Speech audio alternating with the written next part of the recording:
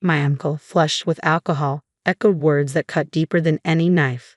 His sentiments found harmony in the nods and murmurs of agreement from the other men gathered around. Emboldened by the chorus of support, my husband unleashed a torrent of criticism, each word hitting its mark with precision. His satisfaction gleamed in his eyes as he reveled in the validation of his peers. I forced a calm facade, swallowing my humiliation and rage with each breath. Then, just as tension reached its peak, my mother-in-law rose from her seat, her gaze a force to be reckoned with. "Is that truly all you have to offer?" Her words pierced the heavy air, silencing the room in an instant. "My name is Emma, and I'm a 40-year-old woman working in a medical office. I met Tom, my husband, a man 4 years my senior, through our shared love of tennis. We've been married for 13 years. Though we both longed for children, fate had other plans, leaving a bittersweet ache between us. My in-laws, who live separately, keep a vigilant eye on us, especially my mother-in-law. Our bond is strong. We often enjoy lunches out and shopping trips together. Losing my mother at a young age made my mother-in-law's presence all the more significant. She embraced me with a mother's love, cherishing me as if I were her own flesh and blood. While our marriage initially thrived, over time, my husband's demeanor shifted. After about a decade, he became increasingly domineering. His once gentle kindness toward me evaporated. Moreover, his workload burgeoned, leading to frequent overtime and business trips. 3 years ago, he was reassigned to a different department, exacerbating our disconnect. He now spends half the week away from home. Upon his sporadic returns, his demands are curt and dismissive. "Dinner," he barks, or "Is the bath ready yet?" treating me as if I were merely a servant. Fed up, I once dared to voice my grievances. "You're not a child anymore. You should at least handle your own clothes," I protested. His response was chilling. "What nonsense is this? Your role is to obey me as your husband. Don't complain, you're my wife." For what felt like an eternity, my husband's accusatory finger jabbed the air, his voice rising in a crescendo of abuse. This ritual of verbal assault would replay whenever his mood soared, a relentless cycle I couldn't escape. His incessant nagging and troublesome behavior left me no choice but to acquiesce. Sitting at the dinner table one evening, I faced yet another onslaught of criticism. "More vegetables again? Am I supposed to eat like a rabbit now? Get some meat on the table. You know your cholesterol's high." Reluctantly, I resolved to reduce the meat intake. But before I could speak, he rose abruptly, flinging the meal I had prepared onto the floor. "No one knows my body better than me. I'll eat out," I declared, but my words fell on deaf ears as he stormed out, wallet and phone in hand, slamming the door behind him. Every day, I scoured the internet for low-salt, low-meat recipes, desperate to accommodate his high cholesterol flagged in his company's medical checkup. Yet despite my efforts, it all seemed in vain. As I stooped to clean up the mess on the floor, a wave of desolation washed over me. 3 hours later, my husband returned, his tune merry, his senses dulled by alcohol. In resignation, I retrieved his coat from where he carelessly flung it, only to catch a whiff of grilled meat mingled with a perfume unfamiliar to me. Doubts that had lingered in the shadows of my mind surfaced with renewed intensity. I had suspected infidelity in the past, but lacking concrete evidence, I chose to suppress my concerns. Yet the distinct scent of that perfume fueled my suspicions like never before. From then on, whenever my husband's temper flared, he would vanish without explanation, returning home only to rush into the shower. Each time, the telltale fragrance lingered in the air, a haunting reminder that something was amiss. Soon his careless whistling in the shower would be silenced unless I confronted the truth lurking within his coat. Bolstered by my growing conviction of his infidelity, I resolved to gather evidence to confront him. 3 weeks later, on New Year's Day, we made our customary visit to my in-laws' home, where relatives congregated for the annual celebration. The table was adorned with a feast prepared lovingly by my mother-in-law, a colorful array tempting the senses. Amid greetings exchanged and well wishes shared, my husband's discontent simmered just beneath the surface. "Don't hold back, Emma. Dig in," my mother-in-law encouraged, to which I gratefully replied. Yet my husband's gaze bored into me with disapproval as I savored the meal, appreciating the effort put forth by his mother. "Where are the chopsticks?" His voice pierced the air, breaking the harmony of the gathering. Hastily, I fetched them from the kitchen, presented them to him, only to be met with another demand. "And the cups?" he queried, his irritation palpable. Shouldn't she anticipate these things without being asked? You need to be more attentive to your surroundings, he chided, his words like barbs aimed at my every move. Despite the presence of our extended family, my husband's verbal assaults persisted. I'm not a mind reader. You have to communicate with me, he insisted, his tone cutting through the festive atmosphere. Suppressing my frustration, I handed him a glass, which he accepted with a charming smile as he sipped the sake poured by our relatives. Would you care for a drink, Emma? My uncle kindly offered, but my husband interjected, she's on chauffeur duty today, dismissing the gesture. Meanwhile, my mother-in-law and the other women toiled away in the kitchen, preparing lunch and attending to the needs of the men. Donning an apron I brought from home, I joined the flurry of activity, working tirelessly alongside them.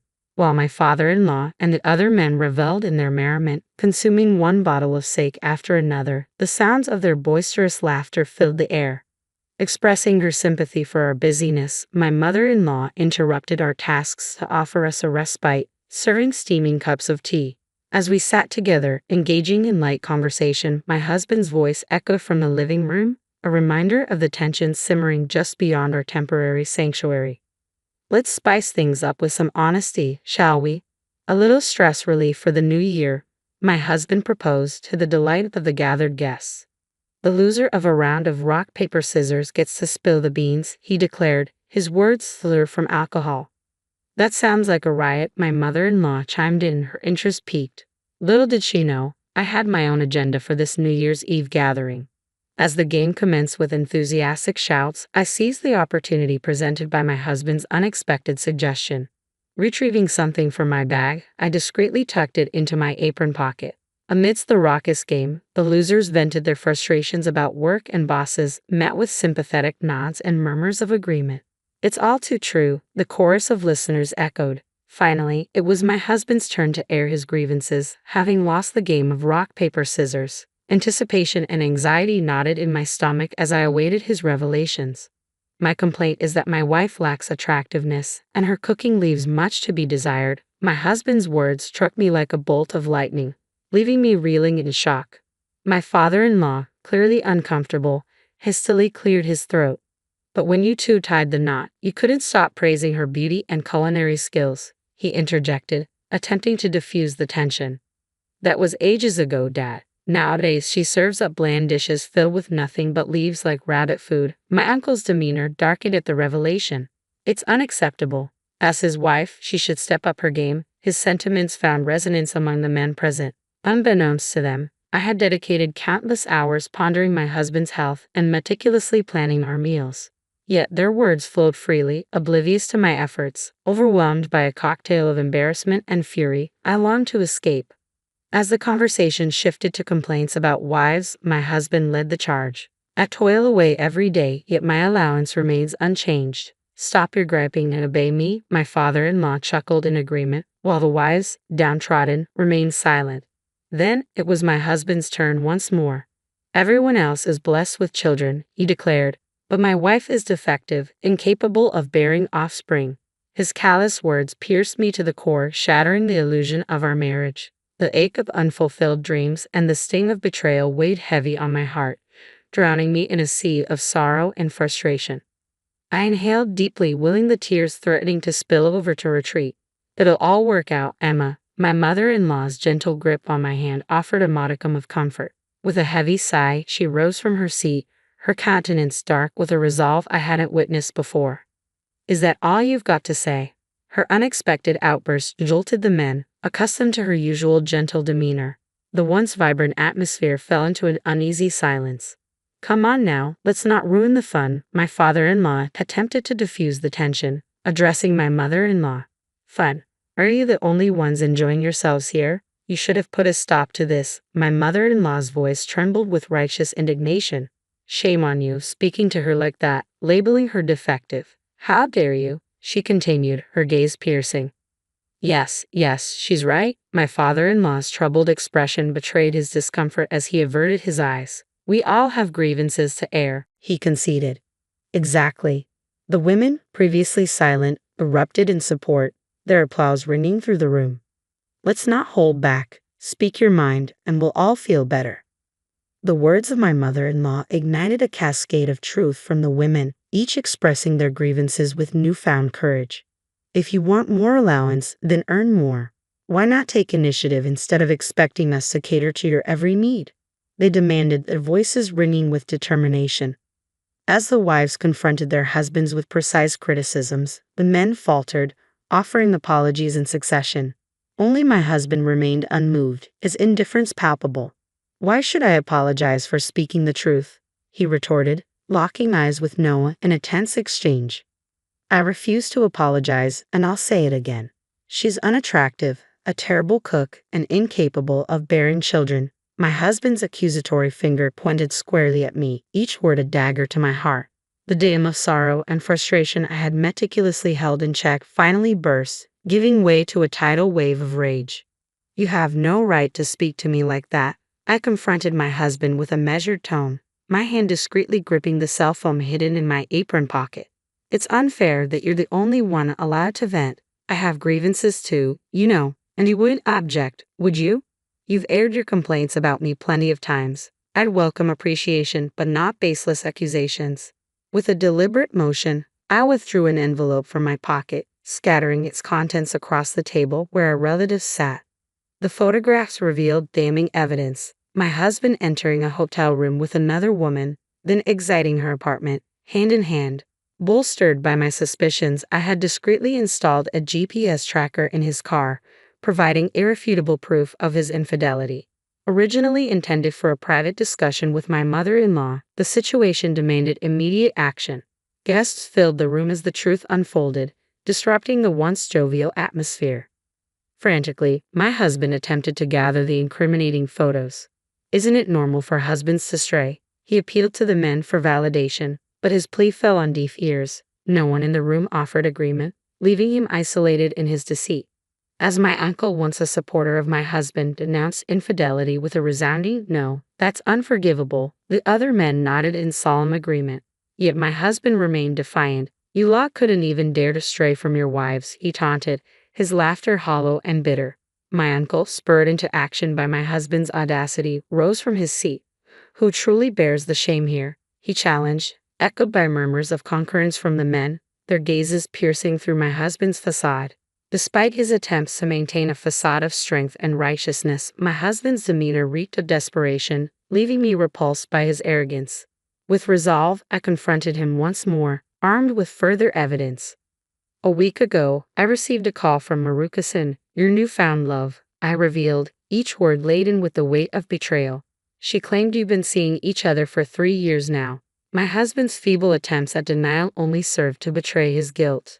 "She even mentioned your subordinate, and the fact that she's 7 months pregnant," I continued, unmasking the deceit woven into his web of lies. "She pleaded for a divorce, stating that you refused to acknowledge the child." Fearing my reaction, his protests dissolved into stammered excuses as I extracted my phone from my apron pocket, placing it on speaker for all to hear.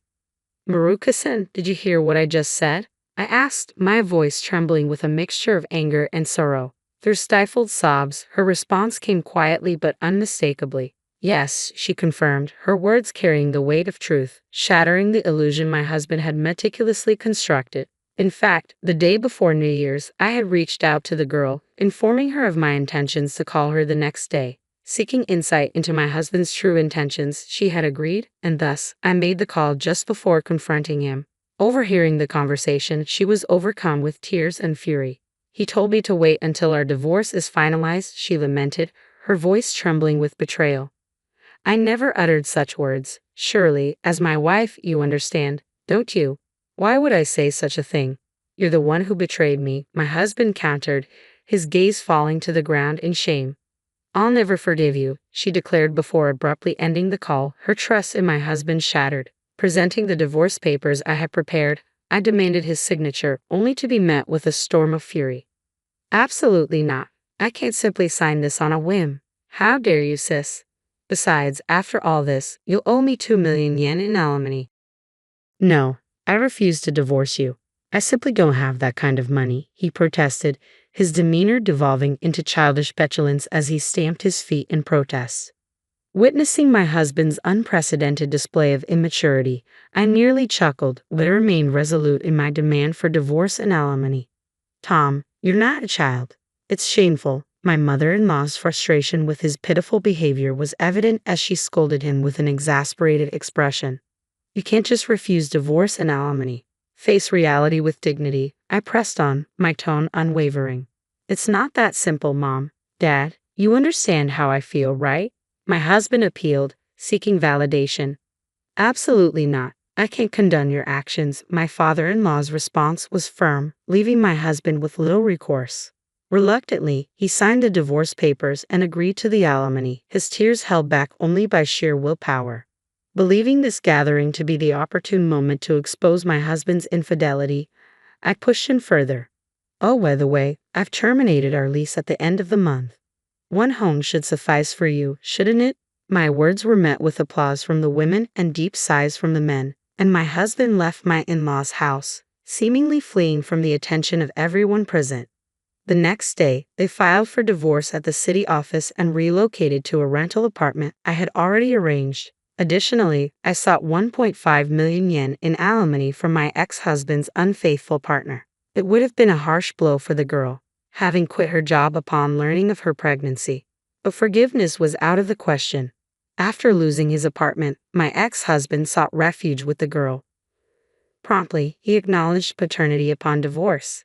However, she eventually severed ties, demanding 1.5 million yen per month in child support. Moreover, my ex-husband resigned from his job following the scandal's exposure, making it untenable for him to continue with the company. Left abandoned by his parents and unable to secure a new job, my ex-husband resorted to sleeping in internet cafes and juggling part-time gigs to meet his alimony obligations. Susan, my former mother-in-law, confided in me about his deteriorating health, citing elevated cholesterol levels and the toll his self-indulgent lifestyle had taken since our divorce. Interestingly, Susan and I forged an unexpected friendship post-divorce, growing closer than ever before. Now I find solace in the tranquility of my life, relishing the peace that comes with solitude.